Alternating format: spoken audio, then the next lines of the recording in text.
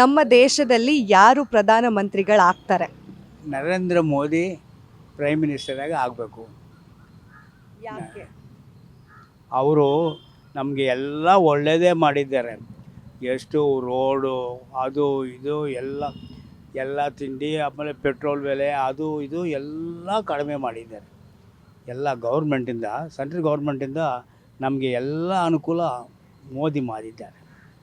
ಬೇರೆಯವ್ರು ಬಂದರೆ ಸ್ವಲ್ಪ ಕಷ್ಟನೇ, ನಿಧಾನ ಆಗುತ್ತೆ. ಮೋದಿ ಆಗಬೇಕು. ಯಾಕೆ ಅಂತ ಹೇಳಿದ್ರೆ ಅವ್ರಿಗೆ ಎಲ್ಲ ನಮ್ಮ ದೇಶದಲ್ಲಿ ಇವಾಗ 10 ವರ್ಷ ಮಾಡಿದ್ದಾರೆ, ಎಲ್ಲ ಇಂಪ್ರೂವ್ಮೆಂಟ್ ಮಾಡಿದ್ದಾರೆ. ರೋಡ್ವೇಸು, ಏರ್ವೇಸು, ಟ್ರೈನ್ವೇಸು ತುಂಬ ಇಂಪ್ರೂವ್ ಆಗಿದೆ ದೇಶ. ಇದಕ್ಕೆ ಮುಂಚೆ ಏನೂ ಇರಲಿಲ್ಲ. ಆದಷ್ಟು ನರೇಂದ್ರ ಮೋದಿ ಬಂದ್ರೇ ನಮ್ಮ ದೇಶ ಉಳಿಯೋದು, ಜನಗಳಿಗೆ ಒಳ್ಳೆಯದಾಗೋದು. ನರೇಂದ್ರ ಮೋದಿನೇ ಆಗಬೇಕು ಪ್ರೈಮ್ ಮಿನಿಸ್ಟರ್.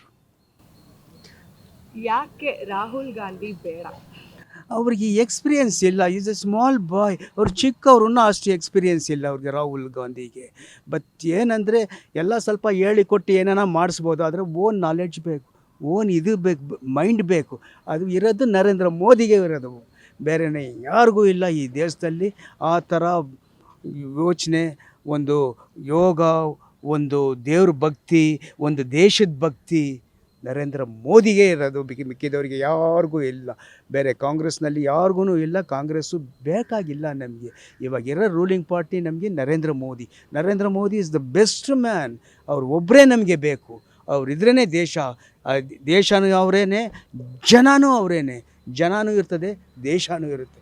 ಬೇರೆಯವ್ರ ಕಡೆ ಎಲ್ಲ ಹೋದರೆ ಈ ದೇಶ ಇಂಪ್ರೂವ್ ಆಗೋದಿಲ್ಲ, ಕಂಪ್ಲೀಟ್ ಹೋಗ್ಬಿಡುತ್ತೆ. ಆದರೆ ನರೇಂದ್ರ ಮೋದಿ ಬೇಕು ನಮಗೆ. ಬಡವರಿಗಾಗಲಿ, ಮಿಡಲ್ ಕ್ಲಾಸೇ ಆಗಲಿ, ಫಸ್ಟ್ ಕ್ಲಾಸ್ ಆಗಲಿ, ಎಲ್ಲದಕ್ಕೂ ಈಕ್ವಲ್ ಆಗಿರೋದು ನರೇಂದ್ರ ಮೋದಿನೇ ಇರೋದು. ಗ್ಯಾರಂಟಿ ನ್ಯೂಸ್, ಸುದ್ದಿ ಖಚಿತ, ನ್ಯಾಯ ನಿಶ್ಚಿತ.